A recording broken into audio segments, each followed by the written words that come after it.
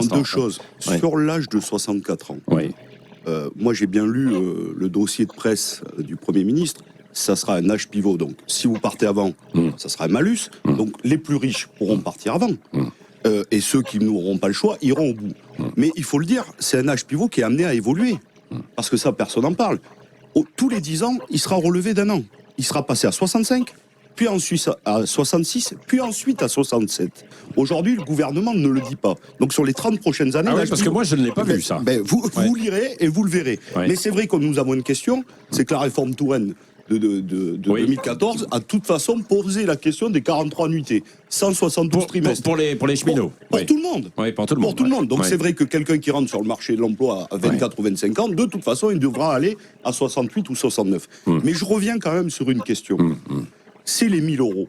Je le dis quand même. La réforme de 2003 de Fillon, c'était déjà à l'ordre du jour. On nous a dit, on va faire la réforme en 2003 des retraites parce que vous aurez 1000 euros. 16 ans après, c'est toujours pas atteint. Et aujourd'hui, on nous prévoit, on nous jure la main sur le cœur, vous aurez 1000 euros. Je le dis quand même, 1000 euros, c'est en dessous du seuil de pauvreté. Donc je le dis quand même, parce que c'est une question.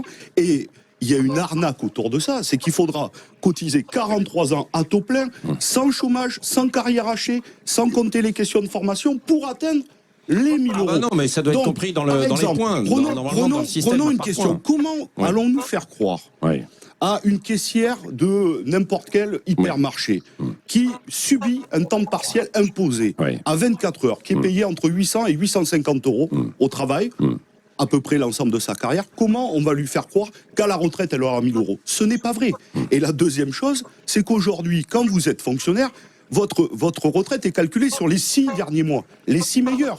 Aujourd'hui, on prendra les 43 annuités. Donc 25 dans un premier temps et ensuite peut-être... Oui, mais à la fin, les 43, l'ensemble de votre carrière. Donc tous les moments de galère, tous les moments de formation, tous les moments de chômage seront intégrés. Donc quand forcément, vous êtes fonctionnaire, vous avez moins de moments de galère. Forcément, mais parce que contrairement vous pouvez commencer. Attendez, vous pouvez commencer dans le privé et devenir fonctionnaire. Inversement. Donc, en réalité, ou les 25 meilleures années pour le privé, comment vous voulez faire croire que quand on aura pris la totalité et les 11 ans de précarité en général pour une personne, le temps de trouver un emploi stable, ces 11 ans de précarité vont plomber les pensions. Donc forcément, elles vont baisser. Donc moi, je refuse de partir et de mourir au travail à 64 ans, mais aussi la baisse des pensions. C'est en fait un système d'injustice universelle que vous nous proposez, et donc je pense qu'il y a d'autres pistes de financement pour garantir ce régime par répartition.